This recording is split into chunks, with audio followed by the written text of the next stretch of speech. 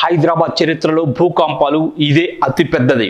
తెలుగు రాష్ట్రాల్లో భూకంపాలు రాని ప్రాంతం ఏదైనా ఉందంటే అది హైదరాబాద్ అని మాత్రమే టక్కున ఎవరైనా చెప్తారు. ఎందుకంటే హైదరాబాద్ భూకంపాలను తట్టుకునే ప్రాంతంగా పెద్దగా పలకాలు కదలికలు లేని ప్రదేశంగా ఉంది. అందుకే హైదరాబాద్లో రియల్ ఎస్టేట్ జోరుగా ఉంటుంది. భారీ ఎత్తున అపార్ట్మెంట్లు నిర్మించే పనిలో చాలా మంది ఉంటారు. కోటి మంది ఈ నగరంలో నివసిస్తున్నారంటే ఇది అత్యంత సేఫ్ సిటీ కావడం వల్లే. అయితే ఇలాంటి సిటీలో కూడా తాజాగా భూకంప ప్రభావం అయితే కనిపించింది.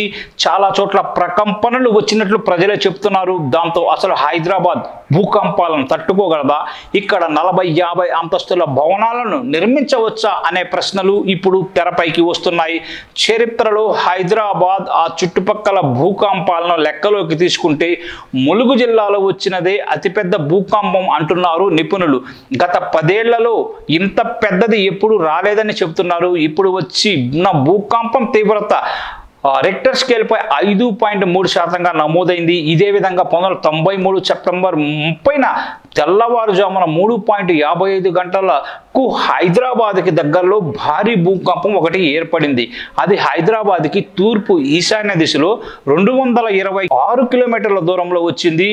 గత 124 సంవత్సరాలలో హైదరాబాద్ సమీపంలో సంభవించిన అత్యంత బలమైన భూకంపం ఇదేనని కూడా మనం చెప్పుకోవచ్చు. హైదరాబాద్కి దగ్గరలో గత 10 ఏళ్లలో వచ్చిన భూకంపాల్లో ఒకటి 2020 ఏప్రిల్ 24న ఆసిఫాబాద్లో వచ్చింది. రెక్టర్ స్కేలుపై దాని తీవ్రత 4.8గా నమోదైంది. ఆ తర్వాత మహారాష్ట్రకు చెందిన బాస్మత్లో 4.6 తీవ్రతతో 2024 మార్చిలో ఒక భూకంపం వచ్చింది. అయితే తీవ్రత 5 దాటిన భూకంపం ఇప్పుడు వచ్చింది. హైదరాబాద్ చుట్టుపక్కల 10 ఏళ్లలో 5 అంతకంటే తక్కువ మ్యాగ్నిట్యూడ్తో 11 భూకంపాలు వచ్చాయి.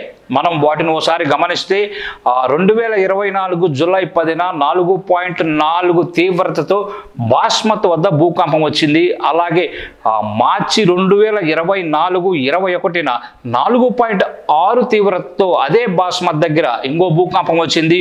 ఇక 9 జూలై 2022న మళ్ళీ బాస్మత్ దగ్గరే 4.5 తీవ్రతతో భూకంపం అయితే వచ్చింది. ఇక 31 అక్టోబర్ 2021న 4.3 తీవ్రతతో బెల్లంపల్లి వద్ద భూకంపం రాగా 23 అక్టోబర్ 2021న 4.0 తీవ్రతతో రామగుండంలో భూకంపం వచ్చింది. ఇక అక్టోబర్ 11, 2021న షహాబాద్లో 4.3 తీవ్రతతో భూకంపం అయితే వచ్చింది.